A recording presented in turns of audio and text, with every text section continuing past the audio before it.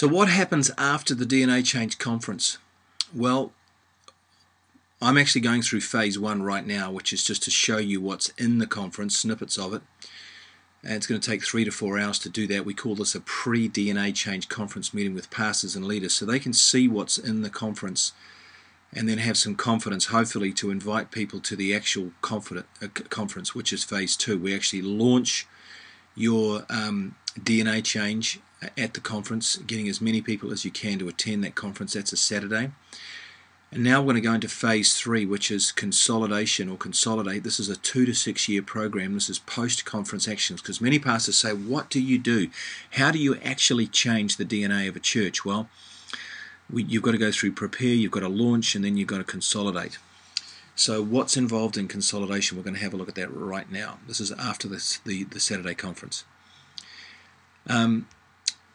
This phase aims to make evangelism increasingly central in the life of your church. So that's what we're trying to do. We're trying to make evangelism central. After a DNA change conference, you'll have a group of people from your church who are on fire, ready to take on the world. They look like this, a little tiny green circle. I've called it green because they're all go, right? But what's this group here? Well, this is the very large group of people back at church who did not attend the conference, and I've coloured that red because they're not doing evangelism. They are not on the same page as the conference group at all. So we have a problem, because a house divided against itself will not stand. That's Matthew 12:25.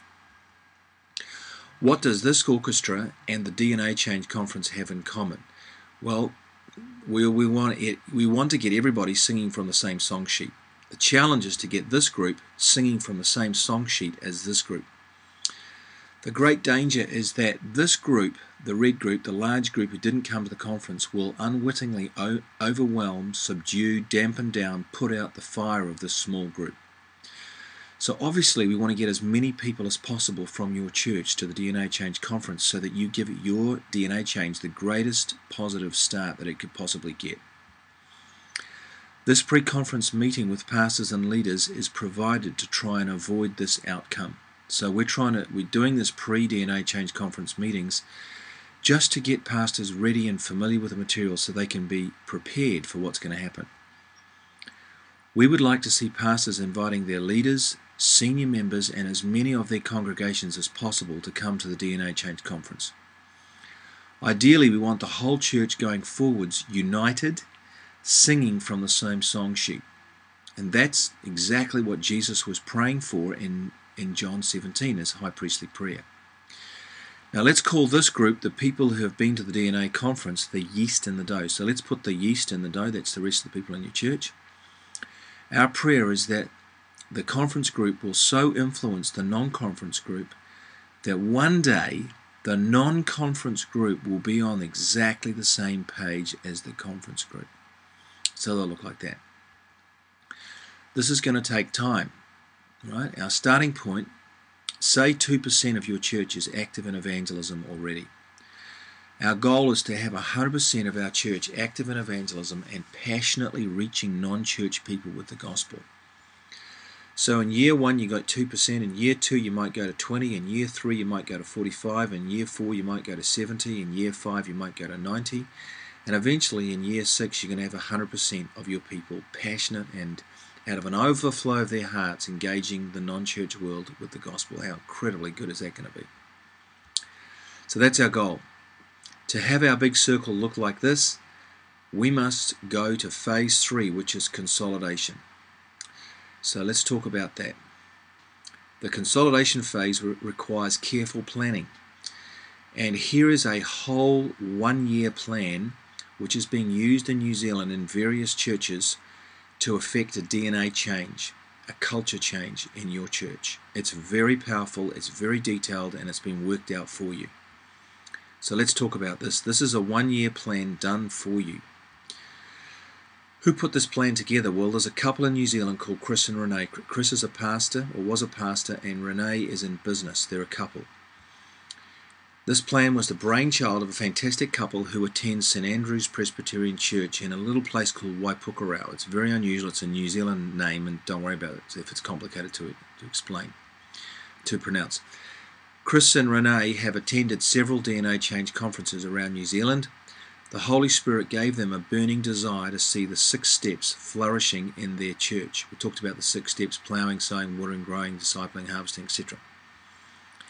They particularly wanted to see the mission and purpose of Jesus become central in churches. What a great desire. So this is Chris and Ray. They were given the title of evangelism point persons. We call them EPPs in their church. The person or team of people in a local church who works alongside the pastor in order to see the evangelism vision of the church fulfilled is called an evangelism point person, an EPP. Their minister, Ian Pym, attended a DNA change conference. He bought an iPad and started doing evangelism, leading the way. Leadership modeling is essential.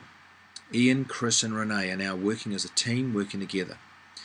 Ian has given Chris and Renee a budget, authority and profile. You need those. He is honouring and profiling evangelism and its place in his church. This is absolutely essential if you want the 6 steps to flourish and evangelism to become the main thing.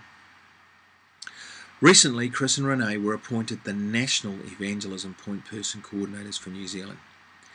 Now they are coaching EPPs all over the country. If your church is represented at a DNA change conference and you as the leader of your church appoint an EPP, Chris and Renee will coach and resource them for you. How good is that? That's awesome.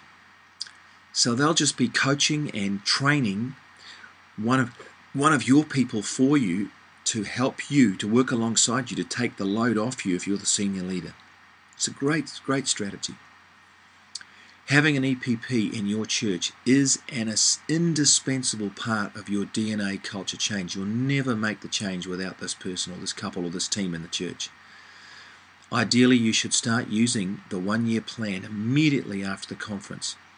Don't have a time delay if you can possibly help it. It is critical not to lose the momentum generated by the DNA conference. I hope we get that. The first 4 weeks of the 1-year plan, what are you doing there? Well, there they are there. In the first 4 weeks, your EPP will advertise and promote a 10-week small group evangelism DVD series. At the end of the 4 weeks, the course will start. Why is this small group DVD series such an important part of any local church culture change? Well, if the Spirit was given for witness, and all believers are indwelt by the Spirit, Romans 5:5, why don't they do it? Why don't they evangelize? If we all have the Holy Spirit, why don't we do it? Well, there's a reason.